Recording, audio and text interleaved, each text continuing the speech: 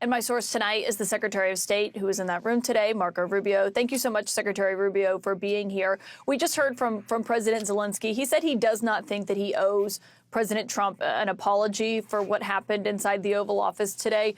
Do you feel otherwise? I do, because you guys don't see. You guys only saw the end. You saw what happened today. You don't see all the things that led up to this. So let me explain. The president's been very clear. He campaigned on this. He thinks this war should have never started. He believes, and I agree, that had he been president, it never would have happened. Now here we are. He's trying to bring an end to this conflict. We've explained very clearly what our plan is here, which is we want to get the Russians to a negotiating table. We want to explore whether peace is possible. They understand this. They also understand that this agreement that was supposed to be signed today was supposed to be an agreement that binds America economically to Ukraine, which to me, as I've explained, and I think the president alluded to today, is a security guarantee in its own way, because we're involved. It's now us. It's our interests. That was all explained. That was all understood. And nonetheless, for the last 10 days, in every engagement we've had with the Ukrainians, there's been complications in getting that point across, including the public statements that President Zelensky has made. But they insisted on coming to D.C. This agreement could have been signed 5 days ago, but they insisted on coming to Washington. And there was and should have been a very clear understanding. Don't come here and create a such scenario where you're going to start lecturing us about how diplomacy isn't going to work. President Zelensky took it in that direction, and it ended in a predictable outcome as a result. It's unfortunate. That wasn't supposed to be this way, but that's the path he chose. And I think, frankly, sends his country backwards in regards to achieving peace, which is what President Trump wants at the end of the day, is for this war to end. He's been as consistent as anyone can be about what his objective is here. But what specifically do you want to see President Zelensky apologize for? Well, apologize for turning this thing into the fiasco for him that it became. There was no need for him to go in there and become antagonistic. Look, this thing went off the rails. You were there, I believe. It went off the rails when he said, let me ask you a question to the vice president. What kind of diplomacy are you talking about? Well, this is a serious thing. I mean, thousands of people have been killed, thousands. And he talks about all these horrible things that have happened to prisoners of war and children, all true, all bad. This is what we're dealing with here. It needs to come to an end. We are trying to bring it to an end. The way you bring it to an end is you get Russia to the table to talk. And he understands that attacking Putin, no matter how anyone may feel about him personally, forcing the president into a position where you're trying to goad him into attacking Putin, calling him names, maximalist demands about Russia having to pay for the reconstruction, all the sorts of things that you talk about in a negotiation. Well, when you start talking about that aggressively, and the president's a deal maker, he's made deals his entire life, you're not going to get people to the table. And so you start to perceive that maybe Zelensky doesn't want a peace deal. He says he does, but maybe he doesn't. And that active, open undermining of efforts to bring about peace is deeply frustrating for everyone who's been involved in communications with them leading up to today. And I think he should apologize for wasting our time for a meeting that was going to end the way it did. You yourself have said previously that Putin cannot be trusted in negotiations. That was the point that President Zelensky was ultimately making during that conversation, is that there cannot be an agreement without security guarantees, because he was talking about all the ceasefire agreements before, or agreements that Putin has just blown past. I mean, do you still feel that way, that Putin cannot be trusted in these negotiations? Well, I was there yesterday when the president said in front of the media that our approach is going to be trust but verify. President Trump's made deals his entire life. He's not going to get suckered into some deal that's not a real deal. We all understand this. We understand it on our end for certain. And so the goal here is to get to a place we have to explore whether peace is possible. I've said this repeatedly. I don't know. I think it is, based on what they've said so far, but we have to explore that. How else is this war going to end? I ask people, what is the European plan to end this war? I can tell you what one foreign minister told me, and I'm not going to say who it was, but I can tell you what one of them told me, and that is that the war goes on for another year, and at that point, Russia will feel so weakened that they'll beg for a peace. That's another year of killing, another year of dying, another year of destruction, and by the way, not a very realistic plan in my point of view. So if there's a chance at peace, even if it's a 1% chance, that needs to be explored, and that's what President Trump is trying to do here. President Trump said just when he was leaving the White House after that meeting that he doesn't think President Zelensky wants peace. But isn't that why the Ukrainian leader was in the Oval Office for that meeting today? Well, he was in the Oval Office to sign a minerals rights deal. That's what he was in the Oval Office to sign today. But again, when you have comments that deliberately appear to be deliberately, I mean, after having discussed this repeatedly, deliberately appear to be geared towards making the argument that peace is not possible. You know, again, he turns to the vice president. What kind of diplomacy are you talking about? Almost as if to say, these people, you can't deal with them. You can't have any negotiations with Putin because he can't be trusted, and you're just wasting your time on negotiations. Well, he's directly, basically undermining everything the president has told him he's trying to do. Look, there's no need for that. You start to suspect, does he really want an end to this war? Does he just think that, you know, we have to do whatever he says and give him anything he wants without any end game? That was the Biden strategy. That was the Biden strategy. We were funding a stalemate. We were funding a meat grinder. And unfortunately, for the Ukrainians, the Russians have more meat to grind, and they don't care about human life. We've seen it, human waves, the North Koreans, etc. And so this is a very complex thing. It's very delicate. It's very costly. It's very bloody. It needs to be brought to an end, but it isn't going to be brought to an end with public pronouncements and maximalist demands in the public, but in real diplomacy. The vice president was right. When you say they don't care about life, are you talking about the Russians or the Ukrainians? Well, the Russians, I mean, they're conscripting by the hundreds of thousands. They brought in North Korean troops that were slaughtered in Kursk, and they keep going because they got more people. That's the other fact. Look, and it's, you know, again, we go back to the same point. I'm not going to fall into this trap of the who's bad and who's evil. People can make those conclusions. People have seen how this narrative has played out and where we are today and how this all started and so forth. The point now is it has to end. And the way it ends is you get people to a negotiating table. And the president, who's the ultimate deal maker, knows you don't get people to a negotiating table when you're calling them names and you're accusing them of things, because at the end of the day, this is not a political campaign. Okay? This is high-stakes international diplomacy and an effort to bring about an end to a very, very dangerous war. But you yourself, sir, have said before that you believe Putin is a war criminal, that is a widely accepted fact. You've called him a butcher. And you've said that as a Secretary of State, you do believe it's important for someone with such global influence as you have to speak with that kind of moral clarity. Yeah, and at this moment, as Secretary of State, my job working for the president is to deliver peace, to end this conflict and end this war. Ultimately, that is the job of the State Department. The State Department doesn't fight wars, it ends them. It tries to end them. And that's usually, by the way, celebrated.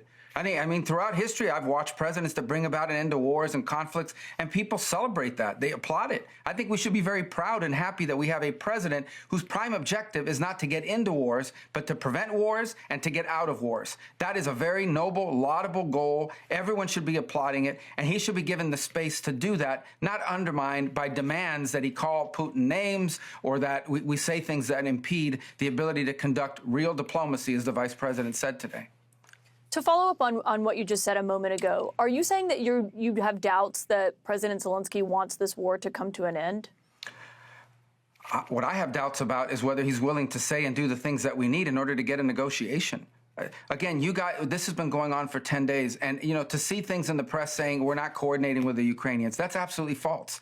Over the last 10 days, the Ukrainians have met with the Secretary of Commerce, the Secretary of State, the Vice President of the United States, had a phone call with President Trump, and he was in the Oval Office today. I've talked to the foreign minister of Ukraine 3 times in the last 10 days. The argument that we're not engaging, but yet you keep reading these press accounts about, oh, well, they're leaving us out. We're not involved. We're not engaged. None of these things are true, and it continues. So all that led up to today in a deep sense of frustration. And my hope is that this all can be reset and maturity can kick in and some pragmatism, because this war tonight, people will die in Ukraine. Tonight, people will die in this conflict. We're trying to bring an end to this conflict, which is unsustainable. It's an unsustainable, bloody war that has to come to an end. And right now, the only leader in the world that can even have a chance of bringing about an end to this is named President Donald Trump. And we need to give him the opportunity to try and do that. And when you see efforts to impede it, when you tell someone, don't say, let's not talk about these things, let's not go in this direction, because it makes it harder for us to engage, and they insist on doing it anyways, you start to wonder. You start to wonder. I don't like to impugn people's motives, but you start to wonder what's behind it. So, look, again, let's hope that this can be salvaged, but I'm not sure after today. You don't believe that this can be, you're not sure that this can be salvaged? I mean, can this relationship between Zelensky and Trump be repaired, in your view? I think anything is possible, but it has to go back to the point that President Trump is interested in being involved in this for the purposes of bringing about an enduring and lasting peace. That's what he wants to achieve. And I think if I'm a country, okay, that's involved in a war with a bigger country, who's losing thousands of people, who's had 3 million people leave my country because they can't be there, who is facing these challenges, I would be thanking a president who's trying to help bring about an end to this war. I would be thanking him, and I would be supportive of what he's trying to do, at least in my public pronouncements and in my public posture. And we didn't see that today, and we haven't seen that for the last few days. Now, will that change? I hope so. It should, for the purposes of global peace and stability in Europe and around the world. Do you think you can make the argument that he hasn't said thank you? Well, I think the vice president said he hadn't said it today. He hadn't heard it today in that meeting. And we were hoping that that meeting would begin by thank you for everything you've done for us. We wouldn't be where we are today without you. We wouldn't even have a chance to negotiate a peace without the help you gave us. By the way, without the help you gave us when you were president in the first term, because President Obama refused to provide them defensive capabilities in terms of military hardware. He did provide him blankets. Yeah, and he that did was provide brought him up today humanitarian during aid. that meeting. And it was brought up, but I was there. In fact, I vividly recall at the time Vice President Biden saying to me in a meeting that we had at the Vice President's residence that the reason why we didn't want to provide them those weapons is because they might use them. That was his exact quote, and that was the attitude. I remember clearly then the Ukrainian leaders saying, we don't need more blankets or MREs. We need weapons to defend ourselves, and they didn't do it. President Trump did. He provided them weaponry, some of it, much of it, which was used at the beginning of this war. And without those weapons being in their stocks, this war could have been over very quickly, 2, 3, 4 days. Another pot shot that Zelensky took today, when the president pointed that out, you know what Zelensky said? He said, yeah, we've heard that from the Russians. That's not a Russian narrative. That was the official position, okay, of the United States. I vividly recall being briefed by leaders in the Biden administration telling us that this war was going to be over in 5 to 6 days. They believed that that was their assessment at the time. And it wasn't the case because of the weapons that Ukraine had in its stocks because of President Trump in his first term. So he should have been grateful for that and grateful for what we're doing now. And one more point. It's not just President Trump. There's news reports out there from NBC News, at least is one of the places I recall, reporting that Biden had a shouting match with Zelensky for not being grateful and not being thankful for everything that was provided back in 2022. Now, that didn't happen in front of the press. That was leaked, but it got out there. These frustrations are not unique to President Trump. There was those frustrations in the previous administration, if NBC News is to be believed. Right. But obviously we've never seen anything like what we saw today. But the point that Zelensky was making there is that everyone predicted his demise, and Ukraine was able to fight and to survive. Zelensky was able to survive. The Ukrainian people have been fighting for 3 years. You yourself have said previously that the United States should assist Ukraine as long as the Ukrainians are willing to fight. So I think the question coming out of that meeting is what happens next year? I mean, you are the U.S. chief diplomat. Is there a path for diplomacy? Is a ceasefire still a possibility tonight? Well, number one, you know who else said that Ukraine is very brave and very valiant? President Trump. He said it today. He said it repeatedly. Your soldiers have been very brave. Your fighters have been very brave. Your people have been very brave. He said that repeatedly. And everyone recognizes that. But we're 3 years into a war that has no end in sight and no exit strategy. The EU doesn't have an exit strategy. I saw the comments tonight from the leader of the EU saying there needs a new leader of the free world. I mean, these people are just playing silly games and saying these things. What is their exit strategy? What is anybody else's exit strategy? The only person on the planet who is actively trying to bring an end to this conflict is named Donald Trump, the President of the United States. He's the only one that's trying to do it, and we should be helping him to achieve it. And so I think it's possible? Yeah, I hope it's possible, because that's what we do try to do at the Department of State, is we try to bring end to conflicts, not start new ones, and certainly not extend them. Senator Lindsey Graham, after having lunch with President Trump today, said Zelensky either needs to resign or they need to send someone over that we can do business with. Do you feel that President Zelensky needs to resign? Well, that's Lindsey's feeling because he feels very passionately. You know, he's been a very strong supporter of Ukraine. Lindsey Graham has been one of the strongest voices for Ukraine. Well, the United States, the president's taken no position on that. What he said today is let him come back when he's ready to do peace. That's what he said. Let him come back when he's ready to do peace. So I can't speak for what anybody else said. I can only go off the words from the president of the United States, and that is today this is not going to be productive any further. When Zelensky's ready to make peace and he's serious about peace, let him come back then. And that's when we'll re-engage with them. And what he means by that is when he understands. And how will you measure that?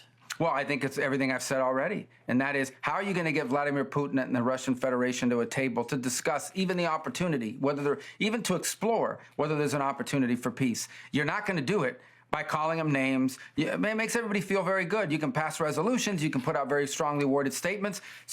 Senators can do it. I did when I was in the Senate. House members can do it.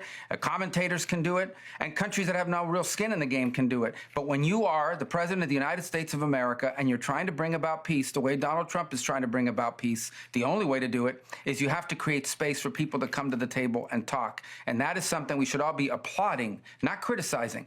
And not pretending that we can just extend this war forever until and that everybody has unlimited resources to continue to fund it on both sides, by the way. And President Zelensky has said he does want this war to end. He just cares about how it ends. We heard that from the other European leaders who came to the Oval Office also this week. President Trump said to me today, before that shouting match erupted in the Oval Office, that he doesn't believe there have to be security guarantees in place before the ceasefire, that you can come to a ceasefire agreement and then put those in place. Do you agree with that? That's not what he said. What he said is, why am I going to be talking about security guarantees? Let me get a peace deal first, is what he said. That doesn't mean they can't happen as part of that negotiation, but you have to have an agreement. What peace is there to secure if you first don't have an agreement on peace? Like, what do the Russians need in order to end this conflict? So you're saying it would happen as part of the negotiations? Well, again, how do you end a war? You have to find out what the combatants require in order to stop shooting at each other. What are the Russians' needs? What do they need to see in order for them to stop fighting? What do the Ukrainians need in order to stop fighting? And then once you have that in place, then you can decide the next step, which is, and what do we need to do to make sure this never happens again, that it doesn't happen in 2 years, 3 years, 5 years. I don't think President Trump is interested in a one-year ceasefire. I don't think he's interested in a 6-month ceasefire. He wants this thing to end. He has said that repeatedly. But again, he's not going to use the kind of language that maybe plays well in the public sphere or in the political sphere for people that want to take shots at him, but it's not going to allow us to have a negotiation or even to explore a potential negotiation. President Donald Trump is a man who's made deals his entire life in business, and he's bringing those principles to government, and he's the only one in the world that has any chance. If Donald Trump tomorrow decides, I don't care about Ukraine, I don't care about Russia, and I don't care about this war, and he walks away, I ask you, I ask everyone, well, who on this planet has any chance whatsoever, even a 1% chance of getting the combatants to the table? The answer is there is no one. He is the only one on earth right now that has any chance. If there is a chance at peace, he's the only one that has a chance to deliver on it. Do you still see a meeting happening with President Putin there, President Zelensky, and President Trump? Is that still possible? Well, I think that's premature. I mean, what would they? You first need to make sure that this is even a possibility, and you have to explore it. And look, there's good signs, I think, maybe, somewhat about at least the Russians' willingness to engage. And but we have to explore all that. But that's not going to be done in front of cameras. It's not going to be done in an open ballroom. There's a lot of work to be done before we get to this point. This is a complex war that has causes behind it that go back a number of years. There's a lot to navigate. A lot has been invested on both sides. Gains have been made by the Russian Federation in some places. All of these things have to be worked through, but it's not going to be done through press conferences and in the media. It has to be done through what the vice president said today, the serious work of diplomacy. It's a lot easier to just say, well, we're with Ukraine all the way, no matter what, however long it takes. Well, 15 years, 12 years? I mean, that's absurd. That's not sustainable, and everybody knows it. The president wants to end this war. He wants to explore whether there's a possibility to do it and do it quickly. He campaigned on it. It was a promise of his, and he intends to when he says these things, he doesn't just say them, he means them, and he's doing it. And it's the first time we've seen that in a long time in American politics. Secretary Marco Rubio, thank you for your time tonight and joining us on such a historic day. I really do appreciate your time. Thank you.